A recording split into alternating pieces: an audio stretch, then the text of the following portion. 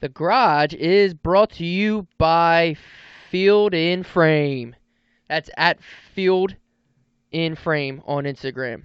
What is Field in Frame? It's a zero maintenance custom moss wall panel made from high quality materials and hardwoods. I try to do this every week and describe it. We put up a picture on our Instagram. It's a picture frame, a nice, almost like a shadow box. Oh my god! Jesus Christ!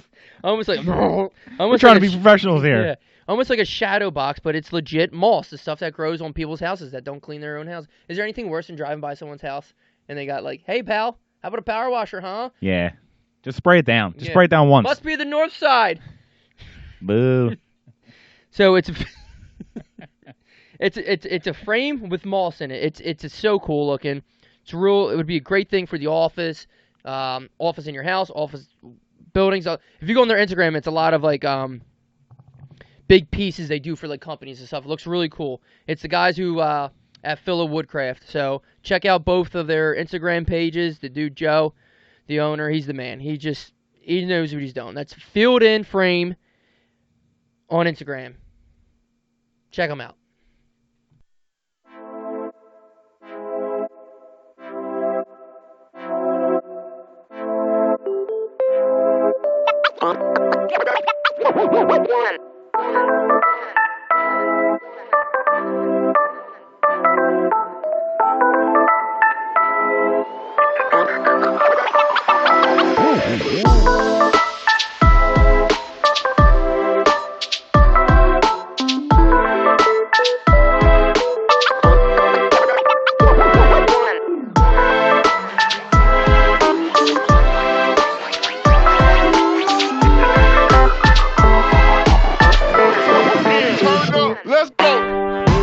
Welcome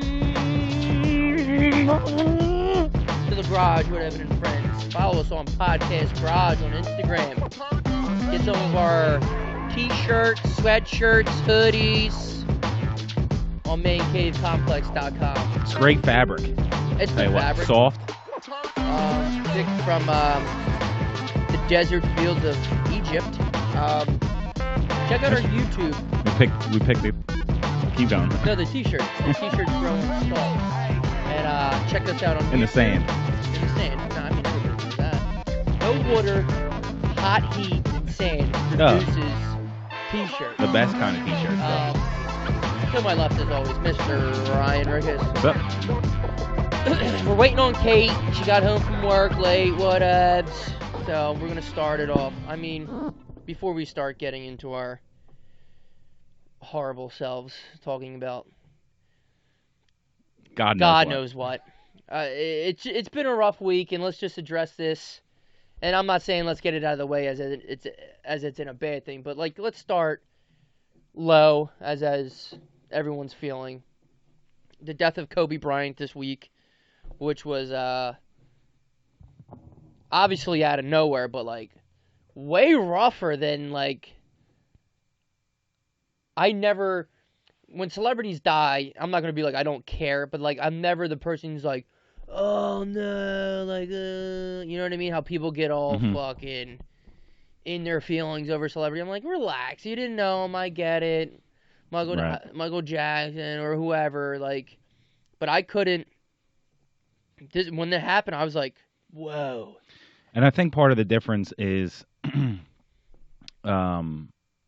the age and the cause of death.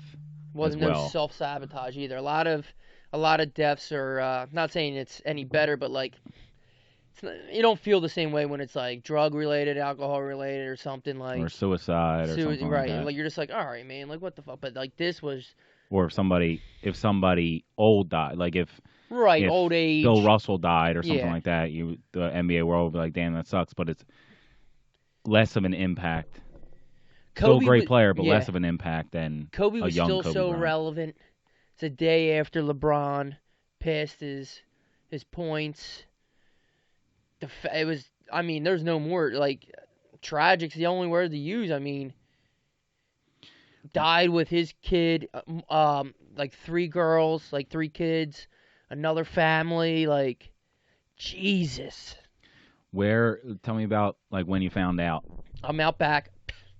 I mean, I don't want to do this, but there's going to be humor that I put in everything. Yeah. Because I'm jackhammering these concrete steps out back for like with just your fists. 4.5 hours, just like a throwing freaking fists. jackass. And my neighbors are probably trying to have dinner. It's like 4:30 in the afternoon. I'm just like, just going at it. Did you finish it? Yeah, it's all done. Nice. All done and cleaned up. Shout out to Service Rescue for cleaning my mess up. So that all of the cement's gone and all the wood, and there's nothing attached to your house? No, I'm ready for footers, baby. Awesome. It's awesome. It's ready exciting. For it is exciting. A long process for you. It's been building the deck is going to be the easiest part of everything I've done. Yeah, for sure. Going through the whole nightmare process. I'll never get another permit in my life. So I'm out back, and then I get a text. Chelsea texts me first. And the first thing I assume, it's like TMZ doing dumb shit, because TMZ is just garbage people. So I was like, all right, this can't be real. Here we go. And then the texts just start flying in. Because I go on Instagram, and I'm not seeing anything yet. Right.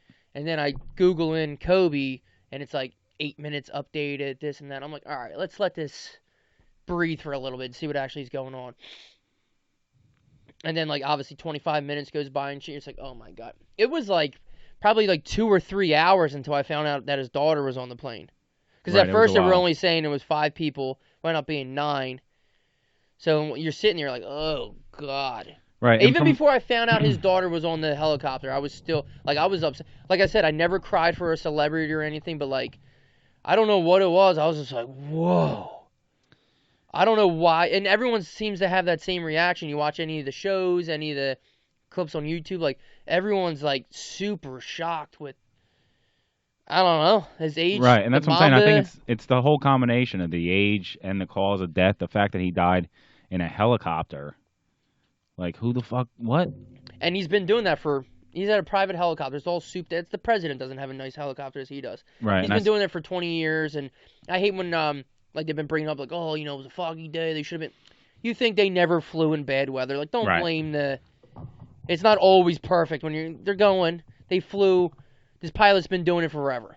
He was like, I can probably get through this. You don't think you're going to And he probably had gotten through it hundreds of times. Yeah, so. I'm sure he's gotten through worse. That's always like when people are like, oh, I shouldn't have drove last night. People drunk drive sometimes, and sometimes you wake up and you're like, whoo, I should not have done that, but... Right. And one time it'll catch you, I don't do it. I'm an Uber guy. Check my receipts. But check my Lyft receipts. But I was watching the Kobe Shaq interview they did a couple years ago. Oh, yeah. And he talks about the first time that he started doing the helicopter. Mm-hmm. And his plan was, when he first started, he would get up, work out, shoot his shots, do whatever he's got to do, get the kids ready for school, take the kids to school, go to practice, do anything else he's got to do, drive back, pick the kids up from school, finish the day out, all that kind of stuff. Mm-hmm. And then he said, he was like, that was before everyone lived in Southern California. Yeah, because he lived in Orange County. Then everyone moved down, and traffic slowly got worse and worse and worse. And he said he missed a recital or something like that. Yeah, I heard this story too, yeah. And he said after that, no more. I looked into helicopter. He looked into helicopters because he needed a way to still spend time with his kids. Kobe's a pro. He's gonna give his work 100%, and he's gonna give his family life 100%. Right, and he said his wife was saying, "Don't worry, like I'll take the kids. Don't worry about it. You got to go work out. You got to go do your thing." And he was thinking, "I'm gonna be on the road. Yes, I need to be spending as much time as I can with my kids when I can. Yeah. So right now, when I'm home, that's taking them to school and picking them up from school. So let's look into helicopters, which is awesome, and do it that way. Yeah, as a way to get back in time. Yeah. So it's the whole thing, and then his daughter. I was like, Jesus Christ! Like, I just couldn't imagine. Oh. And so we were all of them. Cait and I were at the tasting for our wedding. Mm-hmm. I got a text from Dan. Oh yeah, or that's you? Right. You texted? Dan texted? It was Dan. Somebody texted. And it was just a screenshot from TMZ. So I pulled up and opened it up, and Cait's like right here. So she was like, "That can't be real." And I was like, I'm sure it's not. Like, what are you talking about? Yeah. I expected it to be. I didn't see that it was from TMZ. I was just reading it. I expected it to be like from The Onion, a joke article about how his helicopter crashed because he was working too hard or something, yelling at or playing basketball in the back, like some kind of stupid joke like that. And it was just a screenshot. So when the screenshot ended, the article ended for me at least. And there was no joke parts in it. So I was like, why did Dan send this? Yeah. It's not funny. Like, if it was supposed to be funny, he should have included the funny part. Right. And as I was, like, getting out of it, Cait showed me her phone. She was like, it is real. Look, all the articles and Twitter and Instagram and all that kind of stuff. And at first, I think Cait was hit a little bit harder than I was. I even said to her, because she asked me how I was. I was like, I thought about it for like a couple minutes, and then whatever. What's the next thing we got to go eat? And then we went to like a brewery or something like that after, and she was bringing it up again, and I was like, like, when I don't think about it, who cares? Right. But then I got on like a little bit of social media, I started watching videos and stuff, and it started to kind of hit a little bit harder. Yeah. We're like, oh shit, Kobe Bryant's dead. Dead as shit. And he's not coming back. And what's crazy is I didn't like Kobe at all as a basketball player. Obviously, he's fucking phenomenal. Top 3. But I also don't like Tom Brady. Yeah. Tom Brady's pretty good at football too. Right. You know what I mean? It's just I think it was more his attitude on the court where the mama mentality thing's what everybody relates to. Right. Keep pushing when you can't push anymore. His take no prisoner. His competitiveness was second to none. He was an absolute animal when it came to that. I didn't start liking Kobe till like 2011. Right. Well, I didn't like him at all as a player, really. And I mean, maybe it went back to 2001 when they beat the Sixers. Oh, exactly. Well, I just then hate they had him a because little he was dynasty. so good. Right. The three-peat and shit. Like, you never want to root for, like, the dynasty type team. The underdogs. Like, I wasn't crazy about him. I respected the fuck out of him. I knew how good he was. Right. But I wasn't, like, a huge Kobe fan. It's, like, later on in his life, when he was getting close to retirement and shit, like, the Lakers were sucking. Like, and then you started getting on the... I guess they won the championship in 2010, and then after that, I was like, oh, good for him. He won without Shaq and shit like that. But, like, I never liked the Lakers and stuff, so I was like, oh, whatever. But then, like, you see his team suck, and then you're just like, all right, well, it's Kobe. You're watching him. You hear stories, and then, like, there's so many more of his speeches on YouTube where you see clips, you're like, dude, Kobe's an animal. Like, I'll never root for the Lakers, but you're like, Kobe's an animal. And I think that was part of it, too. You start appreciating him more and more, and he's getting close to his career. But then, like, you hear a lot of these videos and everything, like, him transitioning into his, like, family life, that's what was cool. That's what I was going to get into. How he's just such a, like, he's just the elite of the elite. You know what I mean? Like, and I'm not even talking about basketball, just him as a person. He's just, you know what I mean, an animal of a person when it comes, no matter what he won an Oscar the year he retired. Like, Jesus Christ, everything this dude does is 100%. So him and then me being a new dad, seeing that shit, I'm like, oh, that's cool. Like, he's a dad, that's his daughter. Like, he's so into it. He's hardcore. He's giving her the Mamba mentality's wearing off on her. Like, you've heard that story probably tons of times now where, like, you know, people, he said it on Jimmy Kimmel when it's a new late night host. People would go up to him and be like, you know, you need to have a boy, someone needs to carry your legacy. And his daughter Gigi would go, she's like, no, I'm the legacy. I'm going to carry it. And you're just like, ooh, right. Damn, dog. Like, but that's what I was saying. I wasn't a fan of him as a player. Right. Because he was good. Because they were a dynasty. Yeah. Because they won so many championships. Right. There's like, I don't Same like the reason Yankees. I hate Steph Curry. I don't like, Durant. Yeah, exactly. But you still respect them as a player and all. Absolutely. I'm not going to say they suck. Right. No, I'm not stupid. It was the transition after retirement. Yeah, where you loved Kobe. He looked like he was always having fun. Oh, yeah. He was always smiling. Speeches, motivated, teaching. He was real big in the girls' basketball, like the one point guard from Notre Dame. He, like, trained her. Just, like, he was real involved, like, just trying to spread knowledge, like, just give everybody. And the Mamba mentality thing I love. It's funny, I actually have Kobe's. That's what I play in. And I was like, I can't believe I'm buying Kobe's for basketball and all this shit. But, like, And he had that TV show or the Yeah. YouTube. I don't know. It was on YouTube. Oh or yeah, TV like or whatever the fuck how he it was. breaks down games. The thing is, like when you hear him talk, he's so smart, like intellectual and all this crazy shit. And then you steady see clips on like Instagram and something. He was speaking like Slovenian to Luka Doncic, and I'm like, what the fuck can this dude not do? Right. He Like, grew up in Italy, so. But here's the thing too. So I've mentioned this to an older person, like, I was like, damn man, the whole Kobe thing. He's like, I understand, but like, that's life. People die, and like, how about the other family? So I'm like, I'm gonna say it was bad for them either. I'm like, here's the thing. I was like, I get what you're saying, like, people. I'm not gonna say overreact, but like make a big deal out of things because people are celebrities. I'm like, here's the thing though. Normal people die every single day. And yeah, or if I seen that story on the news, I'd be like, oh man, a whole family died. I'm like, that sucks. But then I would continue on with my life because I have no connection to that person. I don't know him. Of course it sucks. I'm a dad now too. Like I could be like, oh, that hurt for a little bit. But like, I have no connection.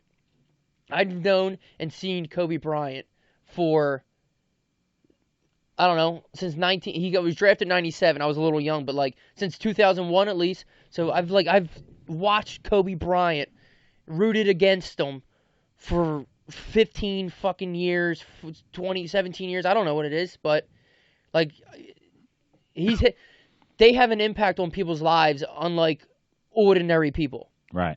You know what I mean? Like I don't know what to tell. I understand what you're saying. I'm talking to this person like they're a celebrity, people make a big deal. Yeah, sometimes people do. But like he's had an impact. They had a harder or a farther reach. Yeah. If I die, than me and you, it's not getting out of the state. You know what I mean? Right. Yeah, sure. People around, area. Right. People around me be upset, but like, they're not canceling games. Like, it's a big deal. Right, and it's a huge deal. He's touched a lot of fucking lives. He's been in everybody's lives for a long time. If you know anything about sports, and that's the reason that you see the big outcry in the NBA today is because so many people, like I said, a guy like Bill Russell. I'm not trying to. I know. I'm not hoping that but he's on his way out. Let's be honest. But and there's nothing wrong with that. People die. Right, and everyone would be upset, and they should be, but not in this way because the people that are playing in the NBA, he was the guy that they're looking up to. Yeah. The people that are coming up, LeBron passed him, and it's one of LeBron's fucking. Especially now, LeBron's a Laker. Like he's taking Kobe's torch and. Right. But everyone's looking up to him. That they were immediately influenced by him. Absolutely. It's not 3 and 4 generations past. Guys like big men that are emulating their games on Bill Russell aren't rampant in the NBA. Yeah. But the people who play like Kobe are. And it's not even playing like Kobe. Everybody wants his work ethic. Right. Everybody wants. They're like, man, if you could just, even me, I'm like, if I could just have a little bit of his drive. Like, I don't care about anything other than, like, family-wise. Like, I don't care about anything that much. Right. Like, he would wake up and be like, all right, I'm winning today at whatever he's doing. Right. 4 o'clock in the morning. Sometimes I wake up and, well, not sometimes, like, most of the days you wake up. Every day. And you're just like, all right, well, this is, here we go. Just going, today. No. Like, he's got a goal every single day, driven. I'm the best. Right. He's waking up at 4 in the morning. He's going to shoot around and practice for 2 hours before his practice starts. And since he has roots here in Philly, obviously, Bryant Gym, Lower Marion, all that stuff, you hear people calling in the fanatics saying, I played against Kobe in 96, or coaches like St. Joe's coach Phil, what's his old name? Phil Martelli. I used to give him open gym time when he was 13. He's in there he said everyone's running. He's out there running with a parachute and shit. Like, just like his work ethic never... Just crazy, but so like that's what Mamba mentality is. His big nickname was the Black Mamba, which is a venomous snake that just obviously just strikes and kills whoever, like whatever. And that's what he was on the court. He was just a vicious. He gave Michael Jordan 50 points on his way out. Yeah. Michael Jordan, you're my favorite player ever. I'm gonna score 50 on your last career game against me. Like, good luck. Animal. He did. He scored 50 points against him. No, I'm saying good luck to Mike on your way out. I put up that one meme of like a bunch of like legends of the picture I sent you. It was like Vince Carter. Oh yeah. Jalen Rose, all these people. And it said, "Smile if Kobe dropped 40 on you." And Jalen Rose had 2 mouths because Kobe scored 80 on him. But Suck on that. But like the real sad shit, and then you see his sister, or not his sister, I'm sorry, his daughter, and then the family's like, his fucking wife has to wake up. Or not wake up, but you know what I mean? Like, you wake up the day after and, like, your kid's room's empty. You go to bed. You know, a bed that you share with fucking Kobe. You know, oh, Jesus Christ. And it's so public, too. Like, makes it even worse for her. Like, this is, you know what I mean? Like, right. How do you have a funeral? Like, there's going to, like... Right, but going back to Kobe as a, being looked up to by all the most of the players in the NBA. Yeah. I don't know if you saw, like, Dwayne Wade talking about how him and LeBron and other guys in their generation were always compared to Kobe by the media. You know, are you better than him, or are you worse than him, or are you more clutch, or are you know? And he was saying how him and LeBron were just trying to impress him, just get his respect, just trying to show him what they could do. Yeah, all we wanted to do was get Kobe's respect. Exactly, just the respect that they had for him, top players in the game, for him as being one of the greatest players to ever play. That had he didn't directly teach them how to do stuff, but you go out watching them and you learn how. You're like, oh, is that how you do it? He does the crossover like that. Okay, see, you know, I mean. Everybody's in their driveway trying to do the fadeaway and shit like that. Yelling Kobe as they fucking... That will never die. No. We've been screaming Kobe every time you throw fucking trash in the trash can forever. Right. Ever since... And that's what I'm saying, and I'm not even a fan of him. Chappelle did it. Chappelle started when he wrapped up the condom and the thing. He's like, Kobe! And throw it in there. That's what I'm saying, and I'm not even a fan of him. And I'm still going to say it. I'm still saying it when I'm shooting. You know what I mean? Dude, the whole thing was just a nightmare. Dude, another story was Jay Williams, because he came on like immediately and was like talking on... Anyway, long story was like his rookie year. Did you hear the story? No. Jay Williams. So he gets to the gym. He's like, I'm playing against Kobe. You know, let me get in there, get my 400 shots into the gym. He says he walks into the gym before the game, a couple hours before the game, whatever. And he said Kobe's already in there practicing. He's like, what the fuck? So he's in on the other side of the court to shoot, and he gets done his 400 shots. He's out there, blah, blah. And he's taking off his shoes, and he looks down the court, and Kobe's still practicing. He said he's practicing so hard. Right. Like, he's doing full motion fadeaways. It's like every scenario. He's taking 50 shots from this corner right here if somebody's on him, like off 1 foot. Like, he's going so hard. He's sitting there. He's like, there's no way this dude's going to have energy to play us tonight. He's going so hard. Right. So he's like, I left. Later on, you know, in the night, we played the Lakers. He said, Kobe absolutely destroyed us. He's like, what the fuck? He's not saying that on TV, you know. Right. He's all emotional saying the story, but like he's like, I got to go up to this guy and ask him after the game. He's like, I don't want to be like that corny, cheesy dude who asks another man, especially their professionals, competitors, all this stuff. Like, right, dude, where do you get your work ethic and how do you do it? But he's like, I had no choice. I had to go to him. He's like, dude, I seen you in the gym practicing so hard. He's like, where do you get this drive? Like, what are you doing, dude? The line that Kobe says literally would make me retire. So he goes up to him. He's like, yeah, I seen you. He's like, I just want you to know that no matter how hard you work, you'll never be able to outwork me. I was like, oh. And that's what I'm saying. So, like, not only is he, I mean, he's better than you for a reason, but he's not only is he better than you, but he's also going to work harder than you. So no matter how much, I mean, like, he has the talent. We can shoot a basketball. Everybody in the NBA has the talent. Right, but we can shoot a basketball. No matter how hard we try, we ain't making it to the NBA. No. But the fact that no matter how hard we try, we're still not working as hard as one of the guys who has the most talent. There's 1,000 guys in the NBA, and all of them are good. Right. You know what I mean? All of them are like studs of studs, and then you start getting to the top 20, and then which the top 20 in the NBA is fucking unbelievable. You wouldn't even Can't be able stop to, them. You couldn't even compare it to anybody. Then you get to the top 10, you're like, Jesus. Get to the top 5, and then there's one or two where it's like, it's impossible. Right. It's at this level. They do whatever they want, whenever they want. This level of anything in the world is impossible to. It's got to be exhausting. They can outscore you going up against a full defense, and you're going up against nobody. Like, there's no, like, if you see that type of work ethic, you'd be like, dude, Kobe Bryant could have been a Navy SEAL. Like, there's no reason he couldn't have. Right. You know what I mean? When you see shit like that, you're just like, there's no stopping, like... Right. If he wanted to be, he could have been. If he wanted to be, there's no doubt. And, like, I remember Karan Butler told a story, and there's so many stories I've listened to, like, with YouTube and, like, listening to his speeches that, like, I'm taking, and a lot of it's popping back up. Like, being his teammate probably was exhausting, because he was super exhausting. So competitive. I watched one video of him leaving practice. He's like, I'm out here trying to get motherfucking better, and you guys fucking soft. And he just walked off the court. There was one. There was another one. I'm just gonna. I have so many keep good stories. going. There was one where Lou Williams told a story. I read this little clip. You read this one? Yeah.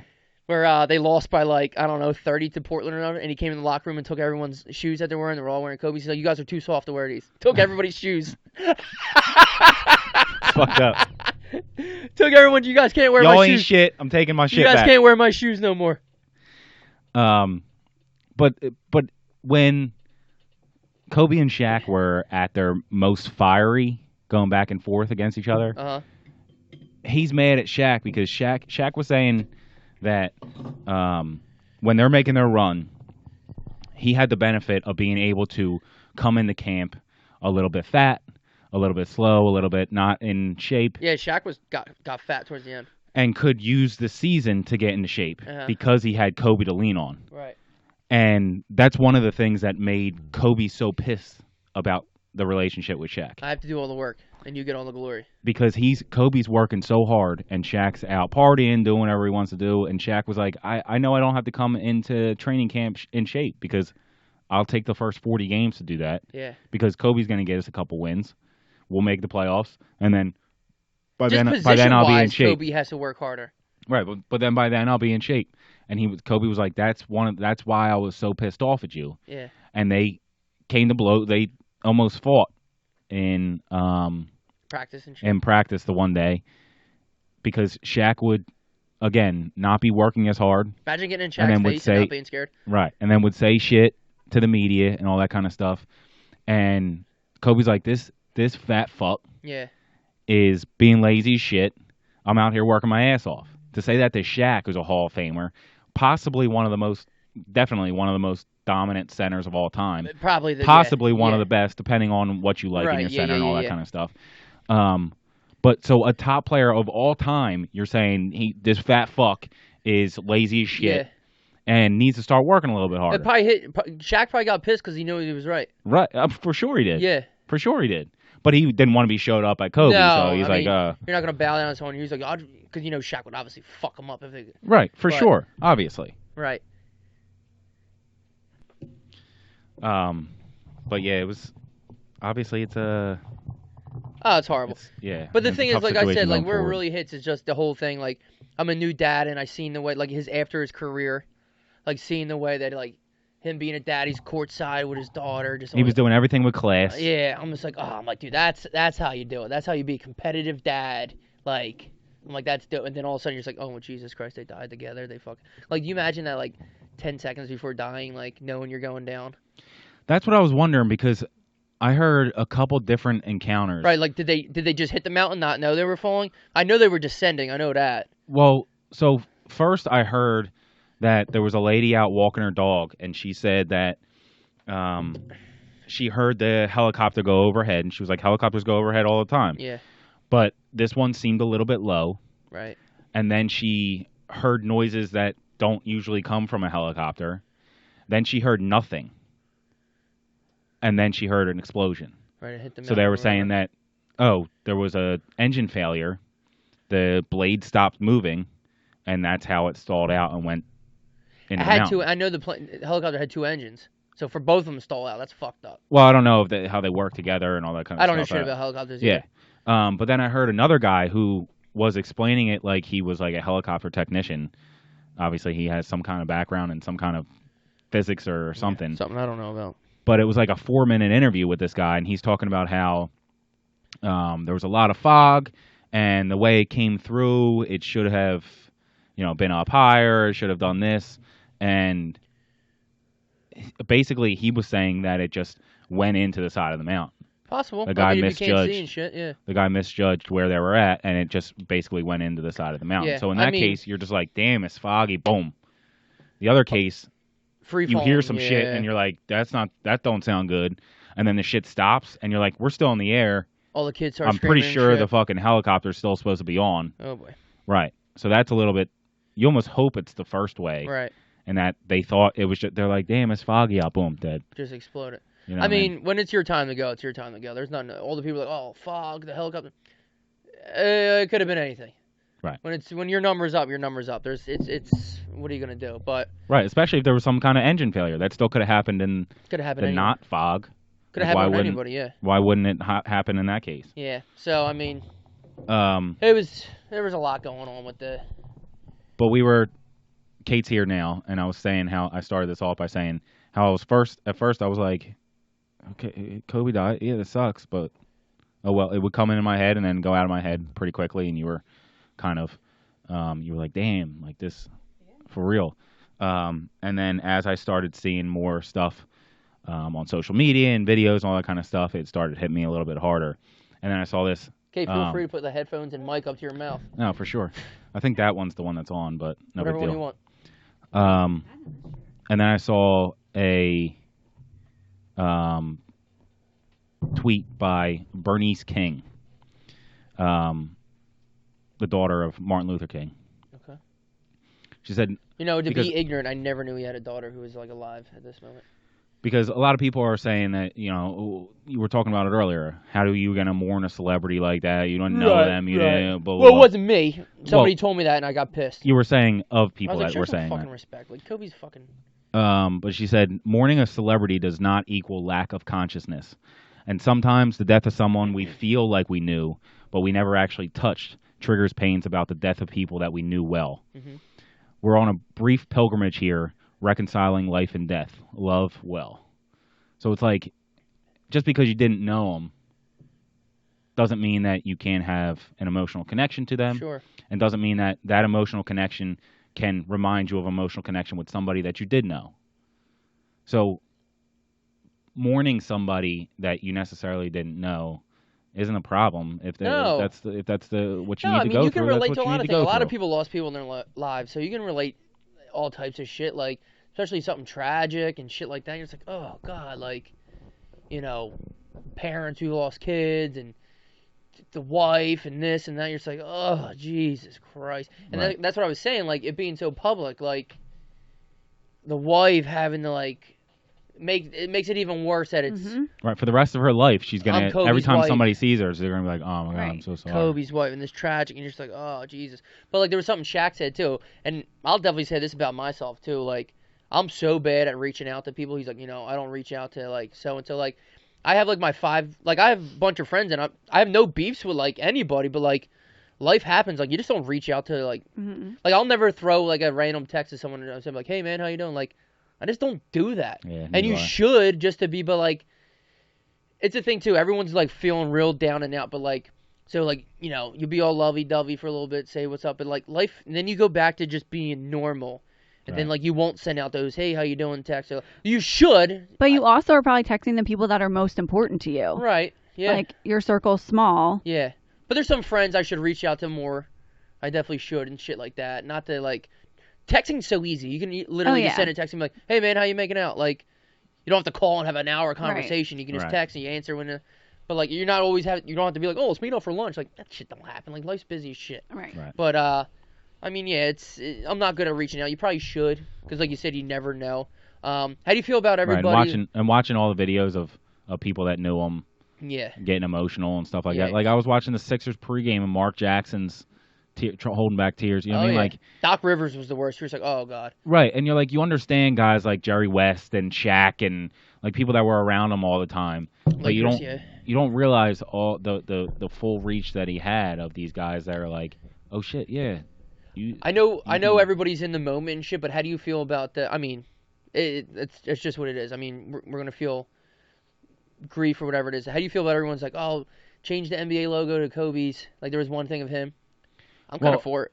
I don't care one way or another about that, but I also think that it's tough to... Not right away. You got to let it breathe. It's tough to react that quickly to things. Yeah, you can't do... People talking about, what if they change this name to Kobe Bryant? What if they change the championship to Kobe Bryant? What if they change this to Kobe Bryant? And then you're like, that's great. He should be remembered that way, and he should be thought about, but what if something happens to somebody? Do we rename...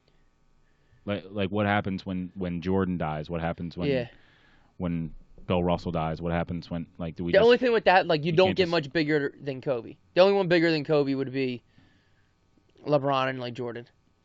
Right. So, but what if somebody? I know. I'm just saying. It also matters in the way that he died again. Well, and My thing, and I don't even watch the NBA. I don't care about it. Like, the reason I felt so strongly about it was because it was so unexpected and he was so young.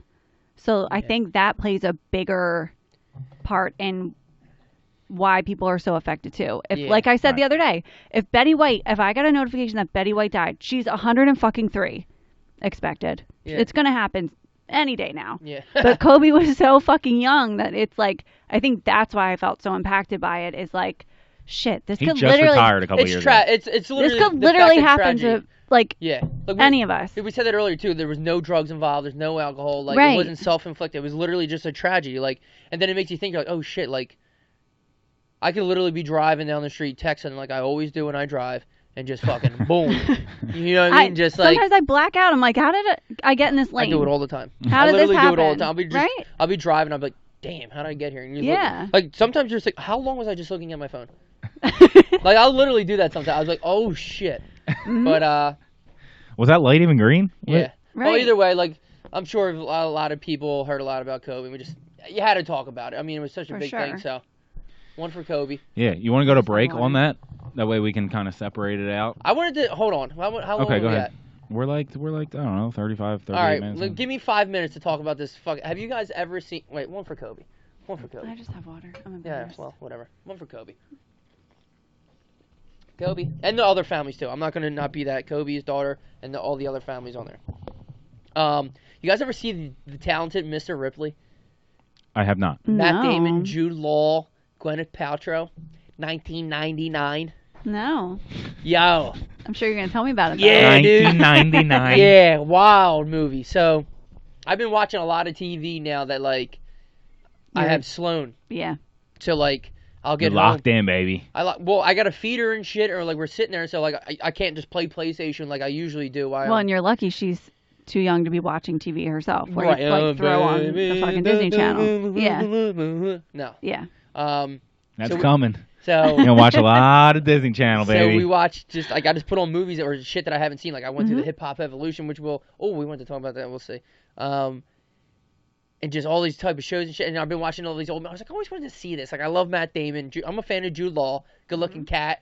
Gwyneth Paltrow, I can do without. I can do within. I don't know why she's selling a candle that sells my pussy. She has a candle like my pussy or something. Like my vagina smells like this. Yep. Yeah. How about? Could you imagine a guy selling a candle? My asshole. Like my balls sweat. Yeah. My balls was hot. No. So wild movie. Now I'm not even gonna say it's a good movie. It's just a weird fucking movie. So what's it about? So it's like 1955, 50, and Matt Damon. I could give a fuck about a spoiler alert. I'm just saying, Matt Damon. I want to say he's a con artist, but like con artist seems like Catch Me If You Can. It's not that. He's just like he can like impersonate people, and he's very like manipulative. You got it. Thank you. He was just looking for somebody to give him credit. So he's playing the piano at this thing, whatever, and he has this Princeton jacket on. He's filling in for this dude. So this guy, Greenfield, is like pretty much like a William Randall Hearst character or something like that, where he owns like big boats in the shipyard. He's like a billionaire at the time. He's like, can you go? He went to Princeton. He's like, do you know my son Dickie? So-and-so, Greenfield, all this stuff. He's like, oh, yeah. But obviously he doesn't. He's just saying that. Anyway, long story short, his son's in Italy just living off his allowance, just getting fucking doing what you would do at like 25, just living in Italy with his girlfriend, partying, doing all this shit. So Matt Damon has to go get him to convince him to come back to America. He gets there and he like kind of falls in love with Dickie. Like legit kind of falls in love with him. Very weird, very strange, but Dickie's not having it. Like, it's this whole weird thing. Very strange. Yeah. So then, like, spoiler alert! You guys are never going to watch this. No. So Matt Damon winds up killing Dickie. Oh, dude. And, oh, shit. Then he kind of, like, takes over his identity. So he's living on his allowance out in Italy and all this shit. Anyway, the reason I like the movie is really weird. And it kept me interested enough as And Dickie's Jude Law? Yeah. Okay. Stud. Just a good-looking stud. Especially in the 90s. Oh, dude. Peak Jude Law. But no, Jude Law is who everybody wants Jude to Law be. now. Dude, he's wearing cool clothes. He's riding a scooter around Italy, drinking all the time. Like, he's playing bocce ball with these old dudes in the beach and shit. Like, killing it. Gwyneth Paltrow is his girlfriend. She's like a writer. Whoop-de-doo. And either way, what really kept me interested is Philip Seymour Hoffman's in it. Okay. As what? He's this wild dude who's Dickie's friend. He's like another one of these Playboy types, but like super. His name's Freddy in it. Like just a super don't give a fuck about anything. Like he parks his car on the sidewalk and shit type dude, and like just gets out and fucking just like fucking just doesn't care. But he has this like. He always has like a cocktail in his hand, just doing whatever, like swinging it around, just whatever. And they're rolling the jazz, so he's sitting there. He's got these headphones on. He's just real like I don't know what word, not flamboyant because it's not like, but like kind of, but right. Just there's something about him where like Dickie, you would want to be friends with. This dude, you're just like, whoa, like who invited this dude? But like everybody knows way. him, but like. You feel like he's never really connected to anybody. Anyway, right. So he's got these lines in the movie that just got me. He says shit and just like, and he's not supposed to be super funny. We gotta get some more quotes on here? Absolutely, dude. So like, it's all things that like, if you don't pay attention to, like, you won't even get. And like things that I think funny that are so stupid that like me and you would laugh at. So they're sitting there having breakfast and like the scene is like. Cuts and it's like Matt Damon waking up on the couch after like a night of partying or something like that, and like they're out having breakfast, and you hear Philip Seymour Hoffman, Freddy, talking about Matt Damon, who's Tom Ripley. He's the talented Mr. Ripley. Okay. So he's talking about, he's like, Tom Ripley, and you just hear him talking about him as he's on. It's so funny. He's like, who wears a corduroy jacket in Italy? Like he just says these random lines. Like I heard him say that, and he's sitting there eating breakfast, just like drinking his coffee. He's like, who wears a corduroy jacket in Italy? Like it's the stupidest thing ever. And I was fucking howling, laughing, just like. And then he walks in, and he's just like, Tom Ripley, like. So there's what happens to him when he kills Jude Law? He leaves Jude Law on the boat. He kills him on a boat, leaves him on the boat, and just kind of washes up. And then like he kind of like starts doing this thing like. No, I'm saying what happens to Philip Seymour Hoffman. Well, so he starts looking for Dickie, and he asks, because he doesn't really like Ripley. Right. That's what it seemed like. He's like, "Where's Jude Law?" Or "Where's Jude Law? Where's?" Yeah. Dickie, all this shit, and he keeps deflecting, and then finally Freddy catches on, like knows something happens, and he goes back to the room, and Ripley winds up killing Freddy too, hits him overhead this thing, but like. So he asks more questions. Now we don't have to watch it. Yeah, correct. But like Freddy's around Dickie's apartment looking for him and asking all these questions, and he's just so funny. But there's this one scene too where they're on the boat, and like he has his cocktail in his hand and whatever. Jude Law goes down into like the deck of the boat. He starts kissing Gwyneth Paltrow, and he winds up banging her. And like, but Matt Damon's like looking through the little bit of the glass, like watching them have sex, and you just look at the face of Freddy's watching Ripley watch them have sex, and he's sitting there drinking a cocktail. And he's just like he laughs to himself. He's like, and he makes this like weird look. He's like, Tommy, hey, how's the Hey, he sits there. He's like, Tommy. How's the peeping? That's what he says to him, and all of a sudden, like Matt Damon looks away, and he's just like, Tommy, how's the peeping? How's the peeping, Tommy? Like he just keeps saying it. It's the funniest. Like he just has these weird little lines in the movie. So he's not like Iceman. Oh yeah, dude. Like it's just Polly. like these little lines that he says. It's so funny. He literally kept me interested in the movie, and he's not even in the movie that long. But I was just like, oh. When's he coming back? Let's go, dude. I mean, I knew he was gonna die once he like caught on to the whole thing going on, but like. Right. Oh, it was what a strange movie. The Talented Mr. Ripley.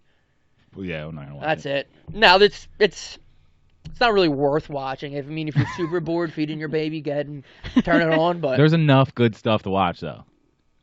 So yeah, but I'm just saying, like I was real into Matt Damon too, because '99 before that he had Rounders, Good Will Hunting, like Dogma came out in '99 too. So I was like, oh, dude, he's hitting homers.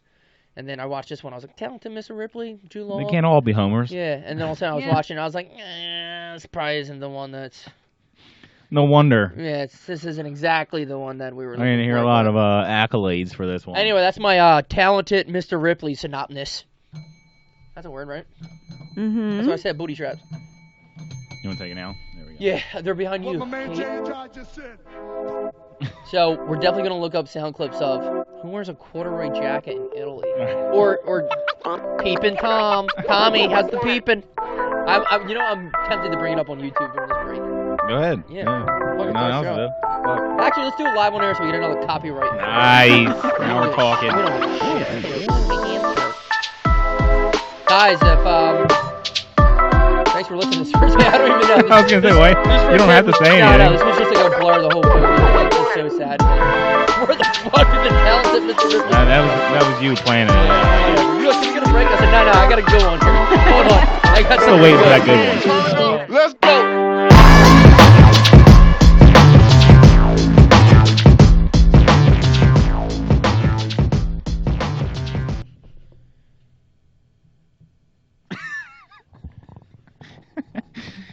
We're back. I'm glad we didn't talk about Ari Shaffir, that fucking piece of shit. Why would you even bring it up? Because he put up a horrendous video saying he was happy that Kobe died. Is that how you think that's spelled? Aaron? Aaron, right? Right. A. Two A's. It is Aaron. There it is. Yep. Second one down. No, first one down. There you go. So you clicked on the one. Fucking documentary. Anyway, so one of the main reasons that Cait's on is because she felt so strongly. We enjoy her company. Yeah. I said one of the reasons, not the only reason. Unbelievable. But she felt so strongly about the Aaron Hernandez documentary. Right, on we were going to Netflix. talk about it last week. You didn't finish it yet. Now you guys have finished it. Now I feel finished like it. You know what? I feel like anybody who watched this might have a strong opinion on it. It's hard not to. There's a lot of layers. A lot of layers in this documentary. Well, first I would like to my first statement to be, I like the American public Your opening statement. This is your opening. Yeah. We fucking love murder documentaries. Oh, God, crime documentaries. Give me a good crime porn. documentary and I'm in. Getting in the mind of a killer. And Yeah. All that makes shit. Me warm, it makes me feel warm and fuzzy for some reason. Right. I love them all. I did not like this one. Like, just as a documentary. The way it was, like, a documentary, like, produced, written, or what? Yeah. Okay. It felt, like, unorganized to me. Okay. I felt like you didn't give me a lot of facts. You just... I don't know. Can you tell me what else they did? Didn't they do, like, other Yes, big... I can, Ryan. Okay. Because so I didn't like Making a Murderer. Okay, so it's the same studio as Making a Murderer. Because I didn't like that at all. And did you see Evil Genius? I did not. Okay, I watched the first episode. Is that when the dude had the pizza thing around his neck? Yes. Yeah. So once he blew up, I was like, I think Making a Murderer... the bomb around his neck. He was a pizza delivery guy. I think they're both, like, quality documentaries. Like, the way they're covered. I know, like, Making a Murderer is very, like, swayed. But I think, like, they're good documentaries, and I did not like this one. Okay. I'm just wasn't a fan. Now, before we start into everything we're going to talk about, Aaron Hernandez related, I've said this before on here, and I say this a lot when I talk to people about, like, documentaries or anything you watch. Like, everything is very biased. So there's always going to be a point of view that the director or the writers want to get across. Now, that being said, I'm not saying they painted a picture to make Aaron Hernandez look like a terrible person, because I'm pretty sure he could have done that on his own. Oh, he was a terrible person. Definitely. For sure. Now, you know what? All right, where do you guys want to start? How do we start? Because there's no episode doubt 1. There's no doubt that he's a terrible person. Right. But I could also see how his friends loved him. Like, there was probably two sides to him. Right. So I think you start on episode 1. Okay. Do you have if you think I broke it down episode by episode, you're absurd. Well, no. I mean, most people should know are probably familiar with the story. It's only a couple years old. You know, that's... And I'll be honest, I didn't know much about it. Like, I knew he was an NFL player. I knew that he was convicted of murder. And then I knew he was found dead in his cell. Right. Like, these are the three things that I knew. forgot about. Yeah, you did. You said something last episode. Totally forgot. You said something last episode, like, oh, yeah, you know, is he still alive? I was like, No, he's super dead. When they mentioned it in the documentary, not only is he dead, they took his brain out of his fucking head. Yeah. When they mentioned it in the documentary, they were like, and then Aaron Hernandez was found in his cell, hung himself, and I was like, what? Hold on, pauses. Did they just make that part up? Yeah. Is that the one part of this that they made up? Is that why people are mad? All right, so where do we start? So, I mean, So I think in the first episode, they go through a little bit of the background. Yeah, the childhood and all that crap. Childhood, college, pro. When they first, it's a little bit all over the place. It is a super little bit all over the place. Because in the first episode, his high school quarterback's like, yeah, you know, we sucked each other off and shit like that. Like, that's what I was getting to. So there's a lot of things. So like, he's dead now, and I have no doubt that he killed Odin Lloyd. And he definitely was involved in the other murders. Who, for people who don't know, Odin Lloyd was his fiance's sister's boyfriend. So it would be his brother-in-law. Yeah. Would be eventually his brother-in-law. And they were friends, hanging out. He killed him. But, so since he's already a bad person and you can, like, paint any picture, I feel like they might have tried to add on a little. And listen, I'm not trying to take a side or anything, but they might have tried to add on, or some other people are trying to get something out of it. Like, what's the benefit? Like, I don't know if I believe the high school quarterback. Right. Like, there was something about him and his fucking face that I'm like, like, who tries to, it like... It didn't make sense. Like, but yeah. Also, there was a 2018 documentary on Oxygen. I was reading about this. He said it in that documentary, too. Yeah. That he had a relationship with him. And everyone, like, saying he's gay, he's gay, he's gay. Bi. He's definitely bi. Bi. Whatever. That's a big deal if you ask somebody, okay? Okay. So that he's bi. Like, his college girlfriend said that he admitted to being in a relationship with a man. Like, they were writing letters back and forth to each other. I just think they played it up so much. Why was Ryan O'Callahan on there? Well, so I think... we could... Is that the lineman from the Patriots? Like, what the fuck did he have to... Right. The only thing that he brought to the story was that he was a former NFL player who was gay. Right. And yet, I feel like he fit better than the high school quarterback guy, and his father. Or how about the random... I just feel like they didn't fit. Now, granted, they were providing the information that he might have had a homosexual relationship, so that's a young homosexual relationship, right? But that's a piece of the Aaron Hernandez story. I get that, but I felt like they were the only people that were overdone. One of these things is not like the other. Right. Well, I guess they lived, and his dad knew Mr. Hernandez, so like they're from the same neighborhood. They have those roots and stuff like that. So I guess that's how they try to relate it. Yeah. Right. Like, that's what I'm saying. I understand why they were in there. Yeah. But I just felt like they were the only people that didn't fit all of the other people that they were interviewing. Like even the lineman from the Patriots, who was a gay player in the NFL, he still felt like he brought something to the table, and he was an upstanding interviewee, and it was a good interviewee. He got his point across, and he actually made me sad. Some of the quotes he had, how he's like, sure. I kept myself fat, so like I had an excuse why girls didn't hit on me. Right. He's like, once I was done football, I knew I went to kill myself. You're like, Jesus Christ, all because you're gay, like. Right. Obviously, I don't have anything to relate to. Like, I don't have any like that type of pressure of coming out. But like, Jesus Christ, is it that bad for these guys who want to come out, or is it worse because he's a professional athlete, or is it just that hard to come out as gay? I don't know. I'm not making fun of him. I'm just asking the question out loud because I don't know. Like, you feel bad for these guys. You're just like, Jesus Christ. But I just felt like he was the only one that, or they were the only ones that didn't fit. And yet I liked his dad. His dad was funny. How about the one dude who was complaining about CTE? He had nothing to do with anything. Oh. What the fuck was he on there? The bald white guy who played linebacker. Right. They just kept throwing him in there, like foreshadowing the whole CTE thing. And I think maybe that's what bothered me is they like peppered these people in throughout the whole documentary, where like they each probably had their own section to be in, and then we're done with Dennis and his dad. Like, first episode. Yeah, it should have been chapters. Childhood. Cool, we're done with you. The other thing that bothers me about Dennis is that he waited not until Aaron was in jail to come out and say that they were together, but he waited until he was dead.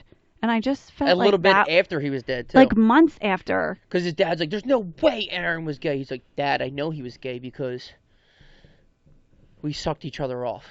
Like, huh? You're going to hit me with a bombshell like that? Fucking... And I know it's a very sensitive subject, and I'm not taking that away from him. I just thought the timing was weird for what it is. I don't know. And that's why I felt like they were like a little bit off. Yeah. That's what I'm saying. Like the whole. Yeah. Go ahead. So. I always say that. I listen back sometimes. I always say, that's what I'm saying. Like, you know how like people have their thing? Like. That's your thing? Like when I listen back to make clips, I'm like, Ev, stop saying that. And like my thing is, yeah, that's what I'm saying.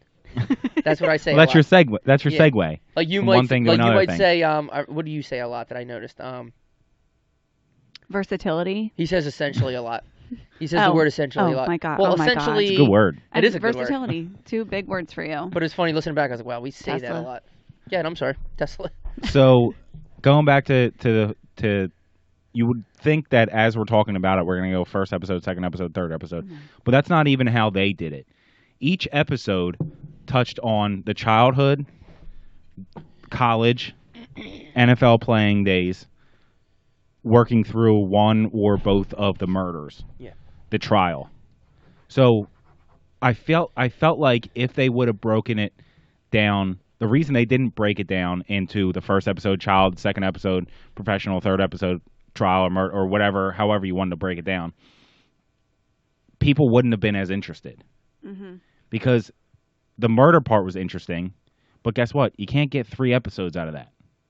So they tried to... It could have been 2 episodes, I agree. They tried to expand it a little bit, and I felt like they repeated themselves and had to jump around because they did some non-interesting stuff, and they were like, we need a couple minutes of interesting stuff here. And then they put that in, and they were like, all right, we can go back to the non-interesting stuff. And then we need some more interesting stuff here. Because it's all over the place, kind of like our podcast. It is all over the place. But our podcast is at least funny. Like, they were doing shit like... They would just pepper in some, like, random things where, like... not to be, like, rude, but, like... They would show, like, his aunt that was, like, kind of, like, his mother figure or something like that. Like, her whole cancer thing. Like, that has nothing to do with anything right now. But, like, you know what I mean? Like... Yeah. They would just throw in, like, shit to, like, try to make him seem more human. Like, here's his human side. See, he does have feelings. So, like, I say that, like, documentaries are biased, but, like, they were trying to play both fences, but, like, weren't doing it good. Right. Okay. Right. How long was that car in the garage for? Oh, my God. Years. Do something with it. Years. If you killed somebody with that car, with his drug dealer friend with the glass eye that either he shot in his eye or he shot in the face. Right, they said he shot him, right? Well, he shot him like 6 times. Either he shot him in the face, the dude who was on the stand. So either Aaron shot him in the face, or he went there during that drug deal. Yeah, it was a drug deal. And that drug deal went wrong. He got shot, and Aaron just took off. Peaced out. But why would you hide the car for so long? Get rid of the car. Right. Especially with the resources. That car was in there for like 6 years. With the resources that Aaron had, he couldn't call up a fucking chop shop and be like, yo, can you do me a favor and just get rid of this car for me? Don't tell nobody. Be honest, Aaron's fucking not 10 grand. Smart. Well, and you know what was so interesting to me is that the NFL does that like that bar graph that was like they respect people. They're good at football. They're a good teammate.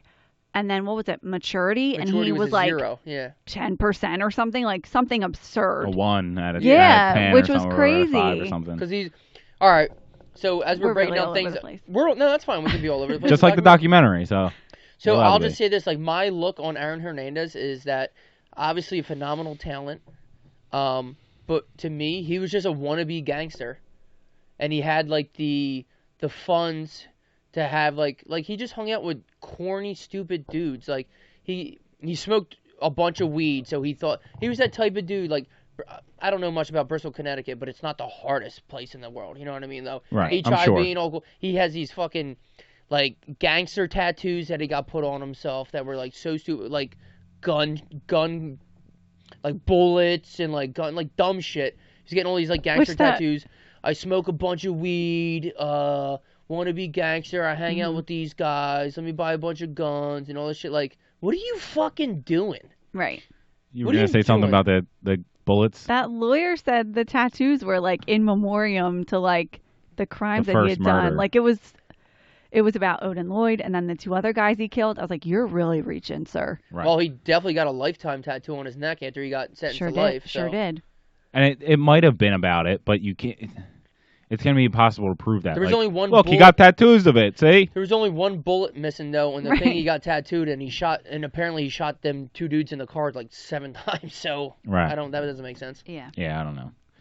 It wasn't a good documentary. So, the documentary talks about his life growing up, how when his father died, he kind of went off the rail.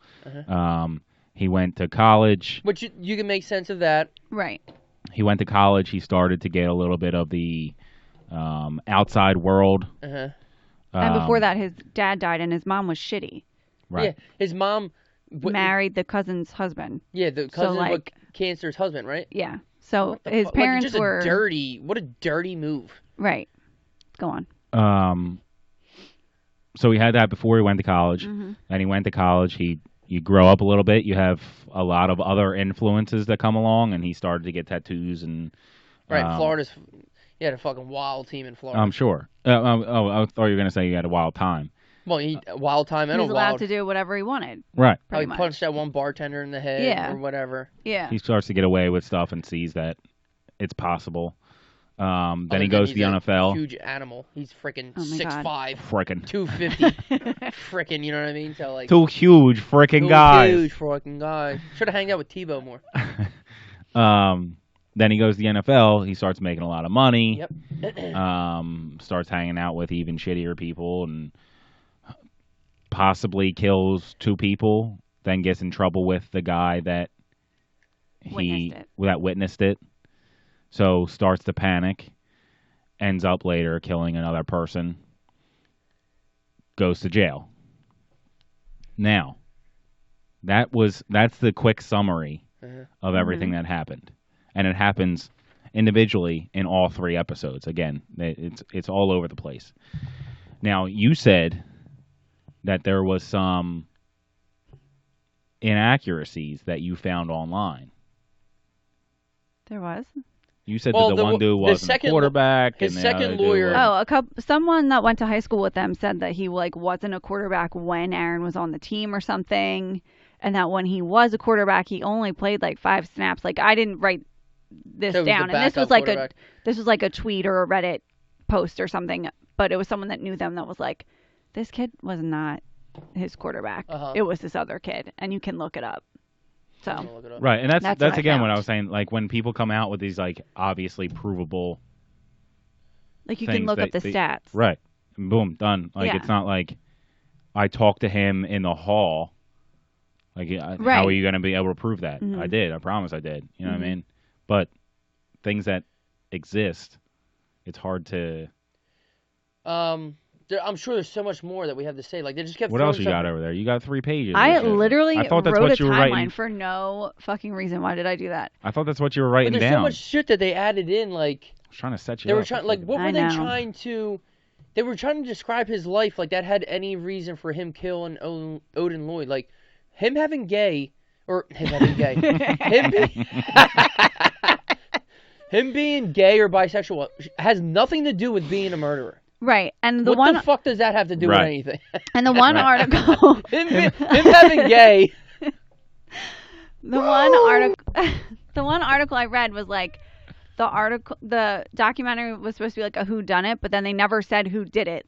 Was it the fact that his dad died when he was young, or that his mom was shitty, or that he's gay and he was hiding and he was really angry at the fact that he had to hide it, or was it that he was hanging out with all these shitty people, or was it CTE, which by the way they talked about for all of 2 minutes? Yeah, I was 2 minutes in 3 hours, which is crazy to me, because if we're going inside the mind of a killer, why we didn't go inside the mind of an 8-year-old at 25 and did research on it? How can we? Why is it the last 6 minutes that we talk about it? That really pissed me off, especially coming from a medical background, because you can't say. And that bald guy that was on retired, who was at 25. Oh, he didn't kill someone because of his CTE.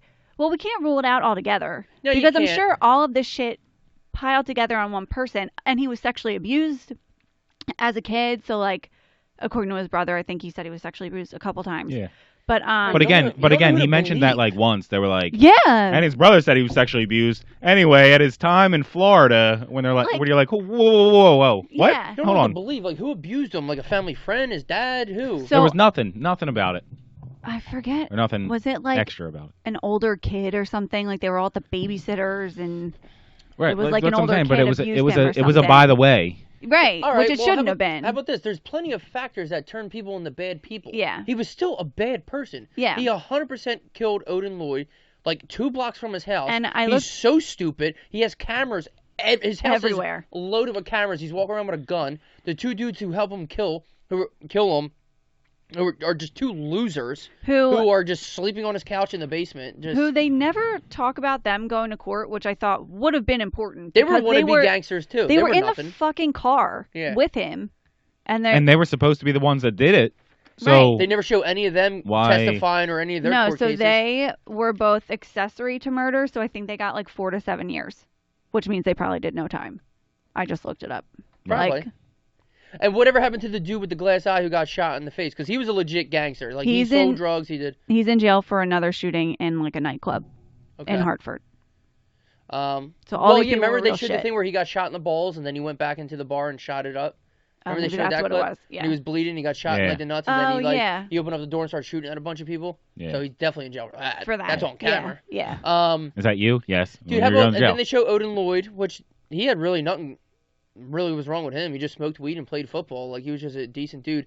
Then his one boy that they kept interviewing with the long hair, clearly in jail, and they never...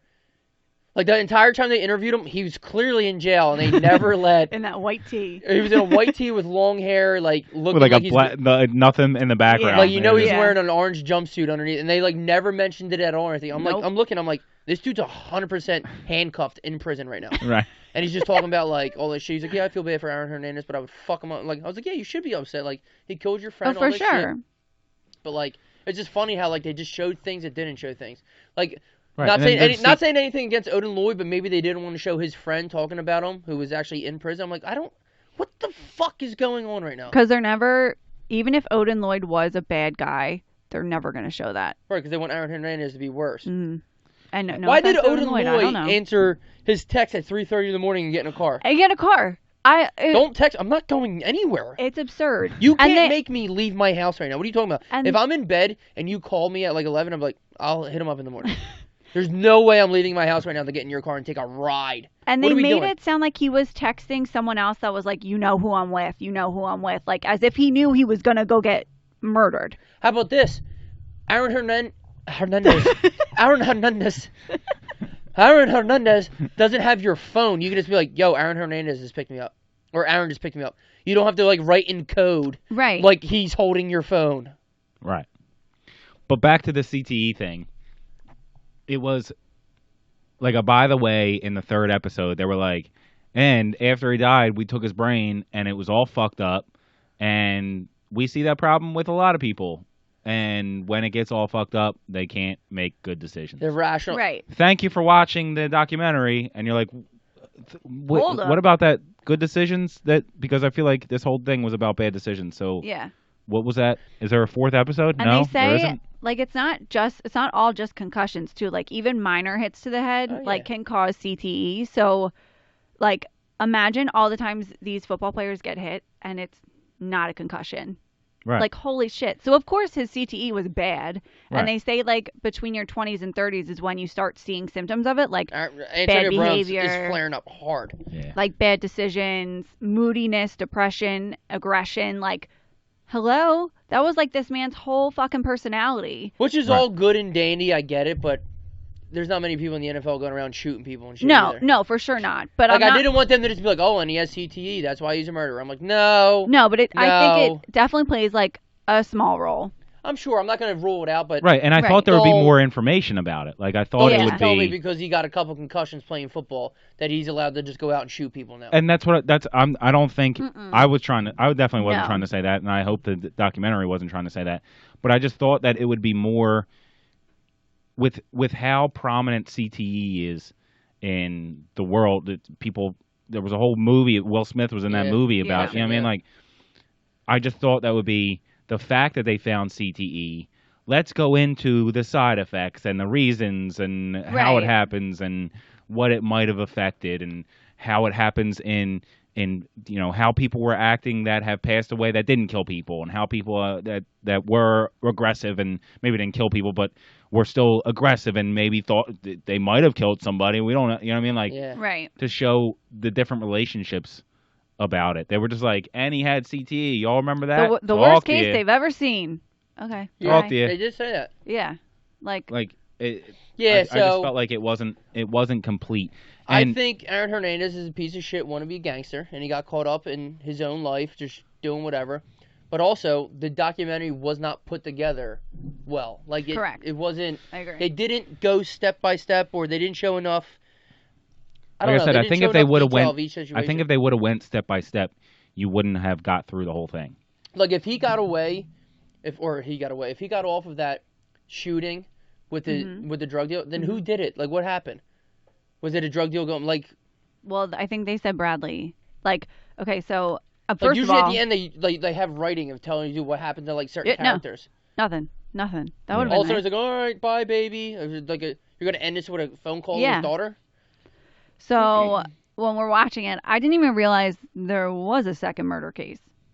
Like I had no idea that happened. Well, she's saying that the whole second like case, that he killed like those two other guys, three people, but which was right before. So the Boston double homicide was in 2012, July 2012, and then in August 2012 he signs that 5-year contract for $40 million. And what was he gonna not sign it? Which his mom was so mad he didn't give her $1 million, so she was really upset about that. His mom was definitely a piece of shit, low key, and they didn't mention anything about that. For sure. She didn't even show up to court the second time. Yeah. She was, and she said that she was like, I don't know if I can make all the court appearances. Like I'll be there every once. I'll stick my head in. So here's the thing too. Like, so they your told son, him, all right, he's about to go to jail for life. No, he is in jail for life. They're trying to add this on top. No, she was saying this about the Odin Lloyd one. Yeah. She was like, I don't know how many I can make. So I'd be like, bitch, you're going to be at every single one of them, so especially if you want $1 million fucking dollars. To the double shooting in Florida. They're like, not guilty. But, like, he was definitely there. For sure. If he didn't pull the trigger, he was there, clearly, because they hid that car. He was getting tried for the murder. Right. Instead of, like accessory to the murder. Okay, so, like, that have to be a whole other court case for him to just get accessory? I guess. I don't know. That's a lot of resources being used for, like... I don't think that's how... The car how... was in his his cousin's garage. Yeah. For 6 years. I don't know if that's how it works because I mean, I'm basing everything that I know about the justice system off of like TV and movies, but you usually see them trying to decide on the charges to put forth because you can't try them twice. Yeah. Double jeopardy. You can't try them twice on the same crime, even if it's. I don't know if it's since one was murder and one's accessory to murder. I don't think they would be able to try him again on that with my expansive knowledge of the justice system. But I'm saying, couldn't the jury be like, all right, yeah, not guilty of first-degree murder, but he's definitely guilty of... But that's you wouldn't be able to say he's guilty of one of these things. The defense would be like, whoa, fucking pick one. Those two idiots who were sleeping in his basement didn't get charged with anything. Why? If he's blaming them for the murder. Well, they didn't. There was no charges filed on those people. I think they made a deal or something. And pled guilty to accessory to murder. I think that's what happened. And the best part, too, is where, like, it came out that he was gay with, like, some other inmate, and then he kills himself 2 days later. That's what I was gonna... Okay, so that's what I was getting to. So, So the Boston double homicide happens. So then they find the car, whatever. Then they're trying him for that. And his lawyer, first of all, is Casey Anthony's lawyer. Yeah. So you automatically know he's getting off for this because if Casey Anthony can get off for killing her kid, Aaron Hernandez is free. So the whole first Odin Lloyd trial, he showed no emotion, which they did mention in the documentary, which I thought was crazy. Showed no emotion. Gets charged and sentenced to life in prison with no parole. Not a tear. Nothing. Yeah. Then he goes to this trial, gets found not guilty, bawling, crying, so happy. Now he's about to appeal. Or sad. Or sad, but that's what they made it. That's what they made it seem. I mean, see, and that's my thing is they're like, they what's the word? Unsubstantiated shit. Like they're just making shit up. So then. He's not guilty of the double murders. He's all crying. He's about to appeal the Odin Lloyd conviction with Jose Baez. And now 3 days later, he's found dead in his cell. Because someone said they found a letter of him and another gay, like, inmate. So, but then he did the whole thing like, oh, well, if I kill myself, my family gets money. Like, yeah, but you were just about to appeal it. So if you didn't do it, you could have got off with it somehow. The whole thing is very sticky. So then he does that whole thing where, like, oh, well, now my family will get my money because I killed myself, so then I'll get washed Which away. is I'll be unguilty. Crazy. Which is probably bullshit because, like the dude said, they're like, you think the Patriots is just going to write a check for the leftover money, whatever it was, like the Patriots. the $30 million. You think they're not going to fight it in court? Right. But again, and by the time they Hernandez, fight it, who is so and not immature, only are they going to fight is it, not thinking that. Not only are they going to fight it, the other teams are probably going to fight it too because they don't want to be stuck with it.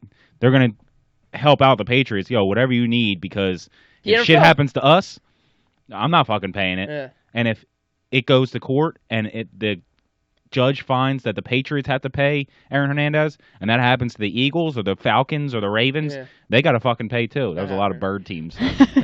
Well, I really Seahawks, thought that like so it's called abatement. So like right. First it was a priest or something. This is so funny because we have no fucking idea what we're calling. No, I'm just. Nah, dude, I have a lot of extensive experience. So I would have thought it would have been like an insurance kind of deal. Yeah. Where like, don't you not get paid money off your life insurance if you kill yourself? No. You get your life insurance if you kill yourself? Yeah. I thought you for didn't. most life insurances. The only time you really don't get life insurance money is if you die or kill yourself within the first 2 years. Oh, okay. Because I thought that was just like a general thing. So I thought, oh my God. Honestly, I don't think it was an insurance. He committed suicide. Like, obviously, they're not going to get that money. And then it was just like, if you die in any way and you're under appeal, like, you are found not guilty. That is just crazy. Even the judge reading it was like, this is kind of bullshit, but... It is bullshit. It's the law. He's not guilty. Like... And then they overturned it in like 2018 or something, and then he was still guilty, so he got no money anyway. But which is also weird that they could are able to go overturn it. back. Yeah. I understand. I understand weird. to say from now on, abatement isn't a thing. Right, but to say rewind. Remember that one back then that he had already died and we had already found him not guilty? Well, it's just kidding. Yeah.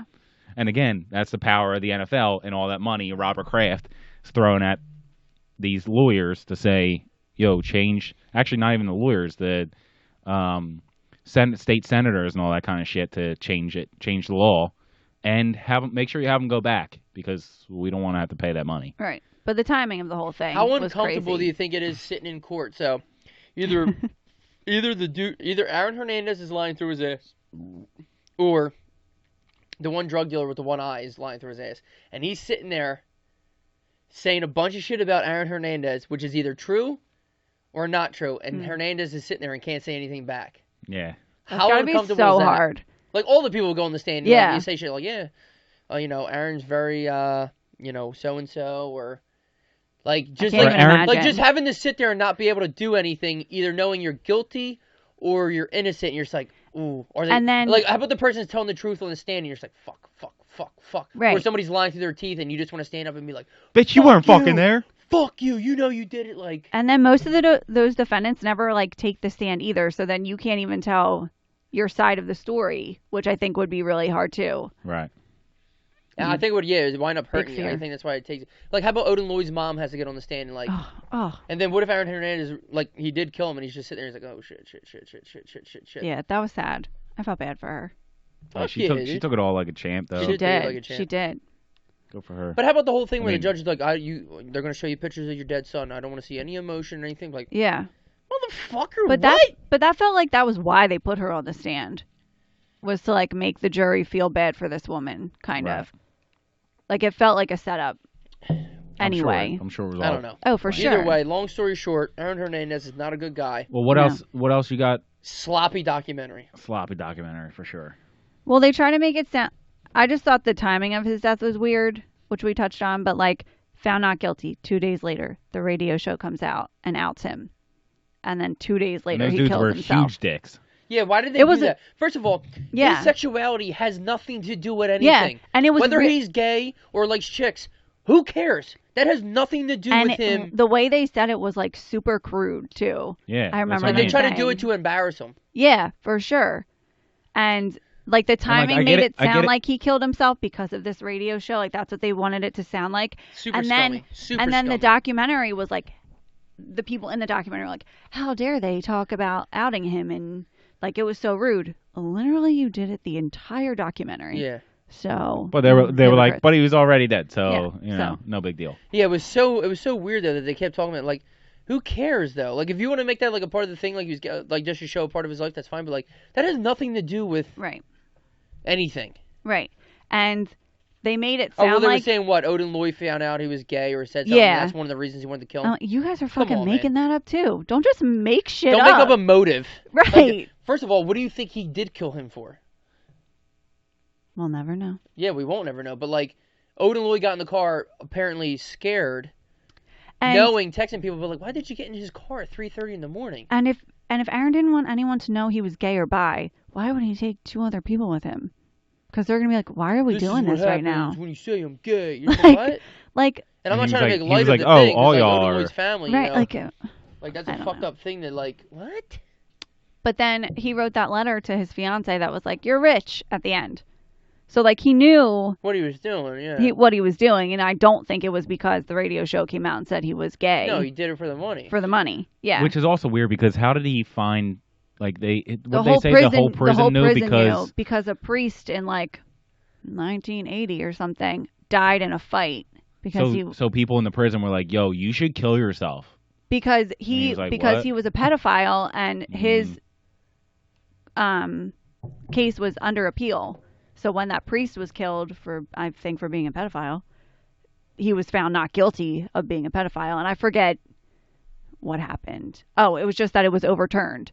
So then Aaron knew if his got overturned, like, oh, I could stand to make $40 million. No, don't get me wrong. If the thing's real, like, if it came down, I would 100% kill myself knowing that Chelsea and Sloan would be set for life. Like, that would be no question. I get that. But it's still sloppy the way they present everything. Like, it's not clear. Right. Which is my whole problem with the documentary. We don't know what the fuck we're talking about either.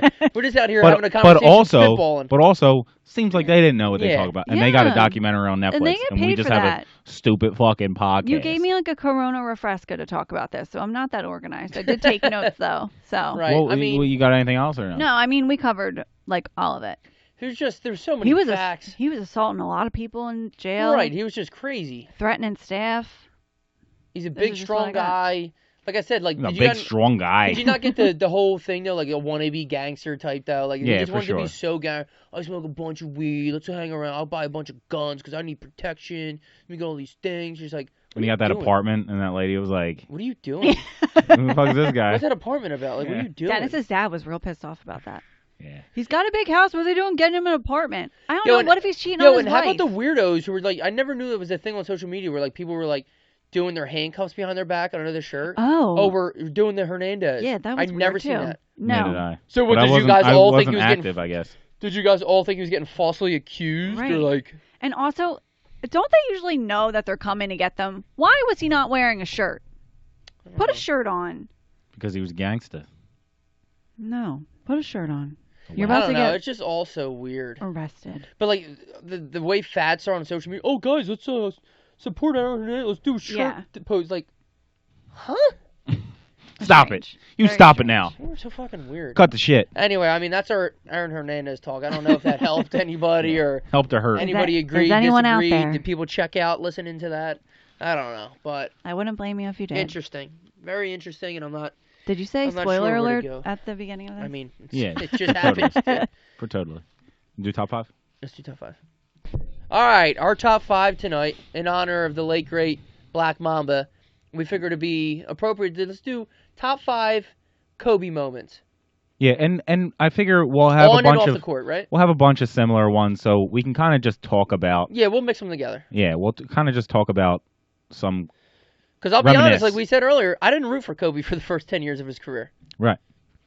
I wasn't looking forward to when he dropped 81. I was really... That didn't bother me too much because I don't care about the Knicks either, but I did want him to beat that Celtics team when they played them in 2010 because I didn't like that Celtics team. Yeah. Garnett, Pierce, and Ray Allen is one of my favorite players. They might be one of my most hated teams of all time. Because they talk so much shit like they were the best ever. Yeah, and then Kobe beat you with fucking Ron Artest and Paul Gasol. Lamar Odom was on that team too. Yeah. So. Lamar Odom's a fucking... Watch it. You want to talk about people like who should have died? He's a wild dude. They found him in the cat house overdosed on heroin as he was doing God knows what with God knows who. Yeah. Hey, large Kardashians fall will from make grace. that do it. Fall from Kardashians will grace. do that to you. What am I gonna say? I don't know. All right. So I tried to not pick like super obvious ones. Like we already mentioned, 81 points. I'm not even gonna mention that. Obviously, it was a great feat. It was the second most all time. It was the most in Lakers history. Yeah. It's a lot of fucking points. Yeah. And he did it on like 40, 45 shots. Yeah, he was so on fire. It's not like he took 70 shots. And he didn't shoot threes. Right. I mean, he did, but he wasn't. He wasn't really that good of a 3-point shooter, to be honest. No, with you. it was all mid-range. Inconsistent. He was inconsistent. He was a mid-range animal. Right. So I tried to kind of. And he used to dunk it sneakily. Well, in his older age. Yeah. In his younger age, he could fucking yam it. Dude, he jumped over Dwight Howard one play. I remember that. Yam it? Yeah, I did say yam it. Yams. Are you getting ready for the spring league or what? I wish you would let me play. I wish we wouldn't because it would be embarrassing. And Ben Wallace too. I love Ben Wallace too. I watched that clip, and I watched the clip. I watched 6'9". Yeah, that's how strong he was. Yeah, and I watched the clip of him speaking of Lamar Odom. That play, Lamar Odom gets a steal. The ball's on the floor. He dives on it and rolls and flips it to Kobe, who's running back up court. Kobe takes one dribble, and Steve Nash oh, poor Steve. Son Steve Nash, prior to being Lakers Steve Nash, slides over to try to help and block Kobe, and Kobe's like, nah, dude. That's not going to cut it. How my balls taste. Been dunking on guys like you for my entire life. My entire life. I was 12 dunking on guys in Italia. I mean, he won a dunk contest. Yeah, he did. So he could fly a little bit. Oh, for sure. Oh, but then he got older. For sure. And then he just snuck in dunks.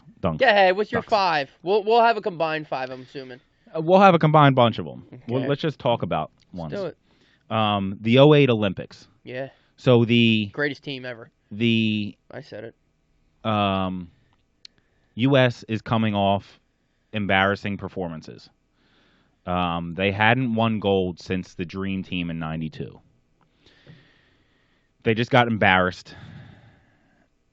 They wanted to put top-of-the-line players back on because they wanted to show the world that they're far and above better than everybody else. Superior is the word you're looking for.